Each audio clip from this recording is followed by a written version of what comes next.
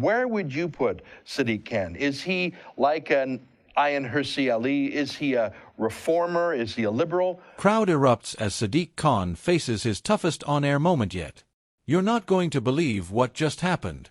London's mayor, Sadiq Khan, found himself in one of the most intense on-air moments of his career, and the crowd reaction was unlike anything we've seen before. A live audience erupted, the host scrambled to calm things down, and Khan, well, let's just say he was put under pressure in a way that stunned even his critics. This wasn't your usual polished interview. This wasn't a friendly chat about transport policy or climate targets. No, this was a head-on confrontation, broadcast live, with the cameras rolling and the audience watching every pause, every stumble, every word. So let's break down exactly what went down. The broadcast, aired on a popular London radio show, was already heated from the start. The host had opened the phone lines, inviting Londoners to put their questions directly to the mayor. And as you'd expect, people didn't hold back. One caller launched straight into crime statistics, accusing Khan of failing to keep London streets safe. Another challenged him on housing, asking why affordable homes seem like a dream for working families. Then came a third this time, pushing him hard on public trust, demanding, "Do you even understand how disconnected people feel from your leadership?" That was the spark.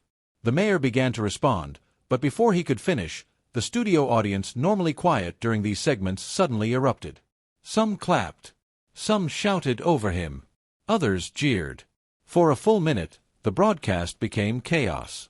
The host tried to intervene, reminding the audience to let the mayor answer, but the energy in the room had already shifted.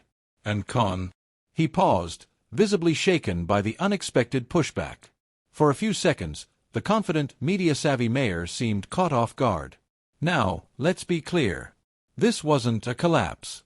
He didn't storm out, he didn't lose his cool. But the silence, the hesitation, the awkward glance toward the host, it was enough to spark a firestorm. Because here's the thing, in politics, perception is everything. A leader left searching for words, even briefly, becomes a clip shared thousands of times online. And that's exactly what happened. Within hours, the moment was trending on Twitter. One user wrote, "The crowd told him what we've all been thinking. This mayor is out of touch." Another countered, "People just want to fight."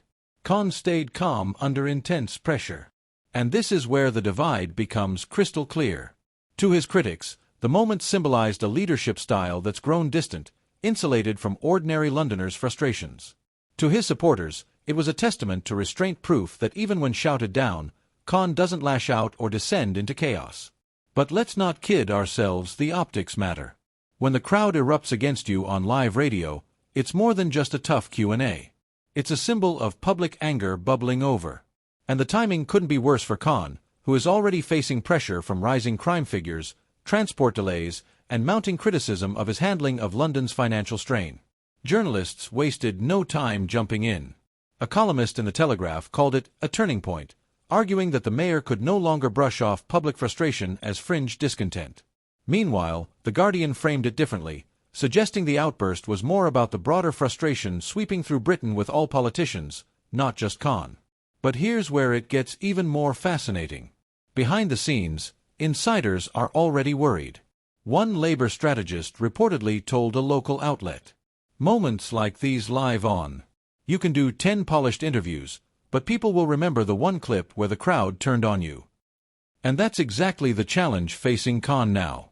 Because in today's media landscape, it's not the full debate that sticks in the public mind, it's the 10-second clip. The pause. The eruption. The awkward silence that gets replayed endlessly on TikTok and Twitter. And here's something else to consider. Figures like Tommy Robinson and other populist critics thrive on exactly these moments. Clips of the outburst are already being used to paint Khan as weak or out of touch. Whether that's fair or not, it's part of the narrative war, and right now, Khan is on the defensive. So where does this leave us? Well, it's clear that Londoners are restless.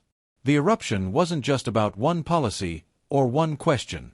It was about years of frustration building up, spilling out in a single, electrified moment on live radio. The bigger question is how Khan responds. Does he dismiss it as theater? Does he lean into it, acknowledging the anger and promising to listen more closely?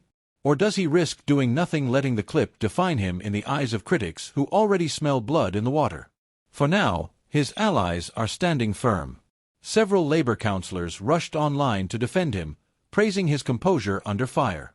One wrote, "This is what democracy looks like: tough questions, passionate crowds, and a mayor who doesn't run away." But even they can't deny it, this was one of Khan's toughest on-air moments yet. And here's why it matters beyond London. Moments like this reveal the deeper fracture in modern politics, the gap between leaders and the people they represent. The fact that a live studio audience, normally respectful, even quiet, couldn't hold back their frustration, tells you just how raw emotions are right now. It's not just about London. It's about trust in leadership, about whether people believe their voices are truly being heard. And that's why this story isn't going away anytime soon. Because when a crowd erupts like that, it doesn't just shake a politician. It shakes the public's confidence in the political system itself. So here's the question we're left with.